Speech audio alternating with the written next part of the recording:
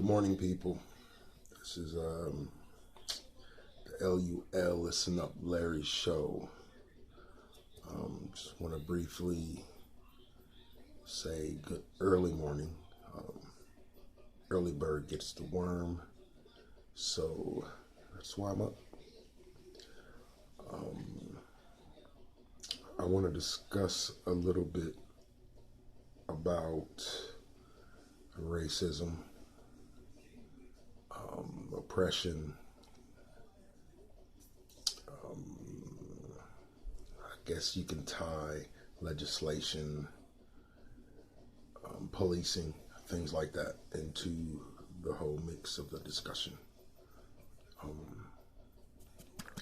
Personally, I think we as a people are starting to look at the issue from the wrong lens.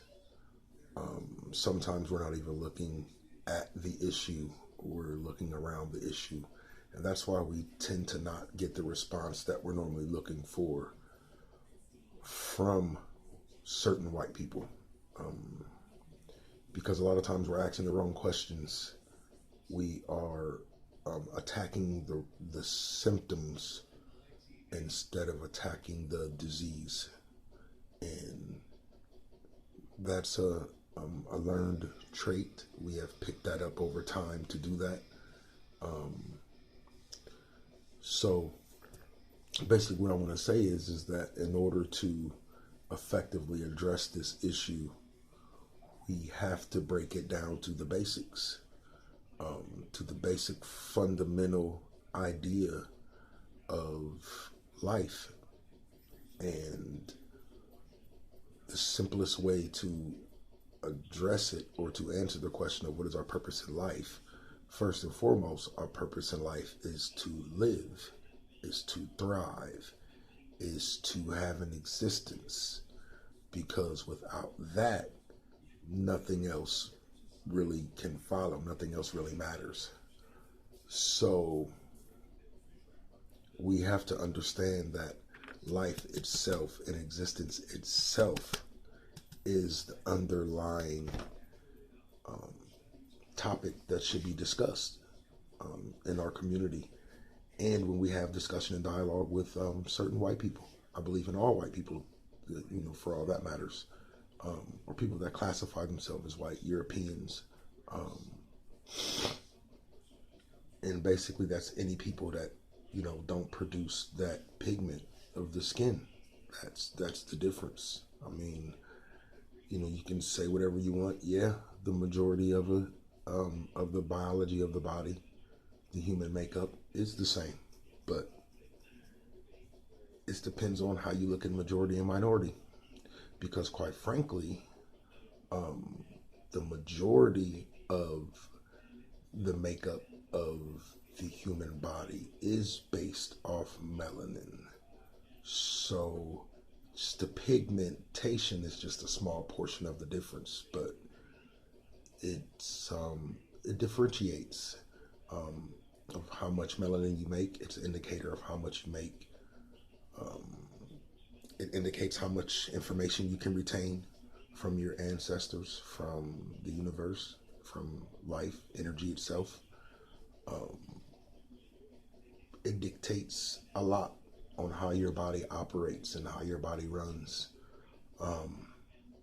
If you don't produce that certain amount of melanin in a certain way, certain things don't happen to your body, that are needed to really be able to exist on a long-term basis here on this planet. It may sound however it may sound, but it is the truth. And sometimes people don't like the truth, but when it's true, you normally feel some type of way. So it's the truth. So I think that when we have discussions about race and oppression and things of that nature, when we talk to white people, I believe, the first, we have to start off with, how do you feel about your survival as a people? How does that affect you? Some may not even understand where you're coming from. And that's fine, because ignorance can be defeated. Foolishness, it's a little bit different. But, and I think once you ask that question and open the honest dialogue about survival, of a people, of a species, then I think you can have a real serious conversation about oppression and race and, modern terms, legislation and policing and things of that nature, police brutality. It's sad to say, but you have some white people that understand fully survival. And I think we use that word, but we really need to understand what that means. That doesn't mean survival for today or tomorrow or the next 10 years or the next 100 years. That means survival. That means your people or your species have to be geared and have to be programmed, in a sense, through instinct to survive. If we look at any species on the planet, they're constantly evolving to survive, not to make it to next week or next pay or the first of the month or next quarter or, Black Friday. No, it's to survive. When different fish evolve, let's say like the cuttlefish, that fish had to evolve to be able to change its pattern and color to make it look like different textures in order to survive, because that's the only real defense that fish may have in certain situations. So life is constantly evolving. And for us as humans to believe that there are a certain group of humans that are bent on survival, then we would be foolish. And there would be no reason for you to listen to me right now. Cut the tape off. But the fact of the matter is that the reason why we don't focus on survival is because we've been given the tools to survive.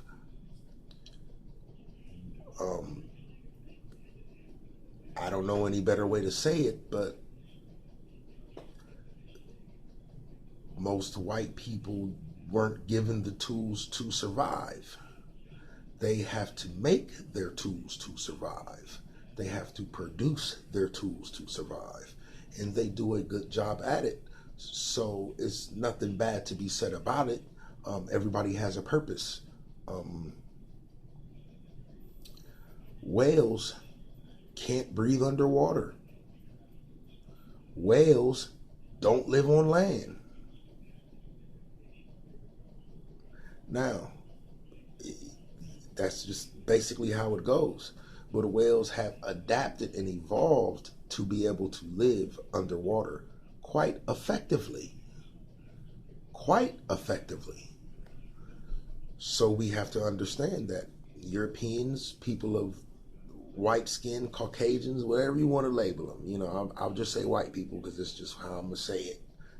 No disrespect intended or anything. They had to evolve, and they do a good job at evolving all the time for survival. And I think we need to understand that. And we can look back to, let's say, the Constitution.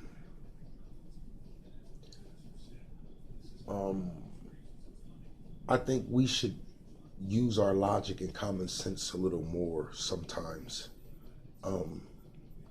Let's put ourselves into the perspective of a white person, a European, drawing a constitution to govern the new world. Now, you know that if you integrate with these brown-skinned people, dark-skinned, some black-skinned, some blue-black-skinned people,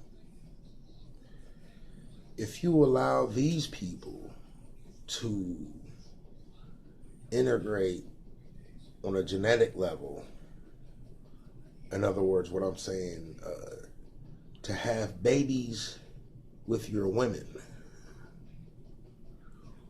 or your men to have babies with our women, the effect would be brown children. There's no other way around it. There's no argument for that. I don't know anybody that can argue that at all.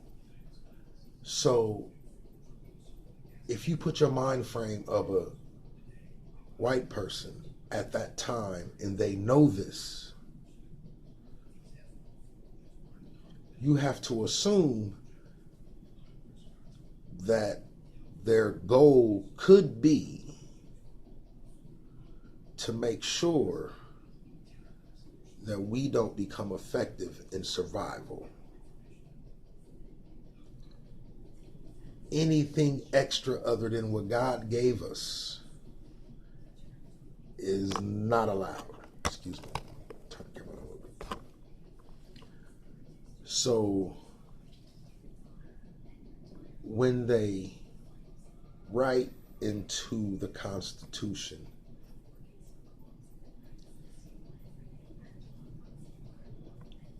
that we're not even a whole human or man or person,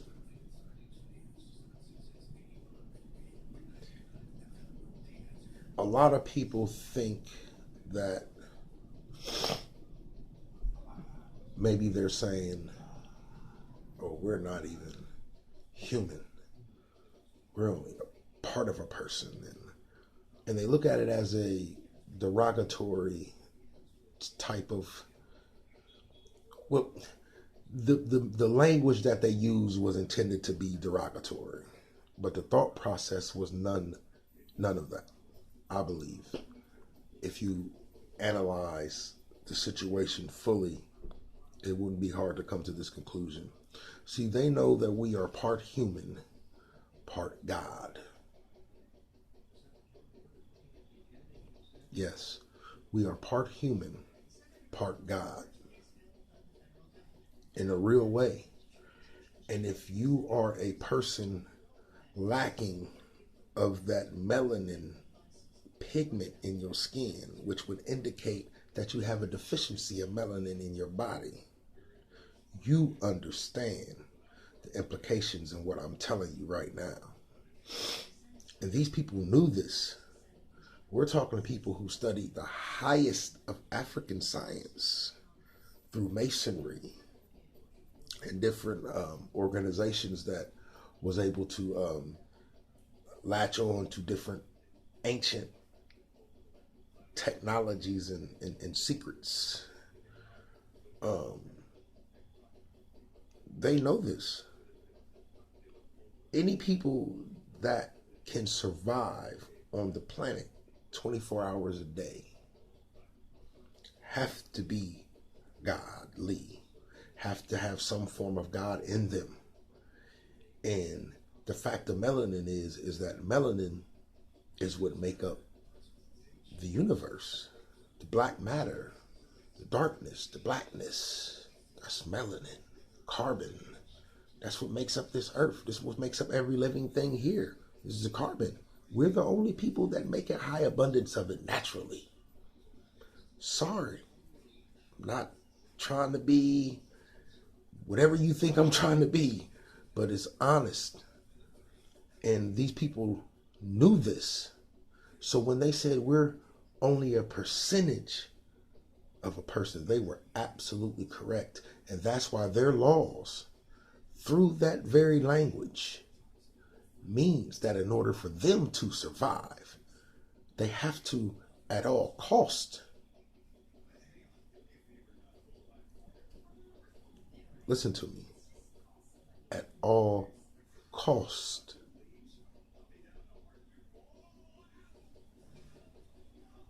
Kill us off.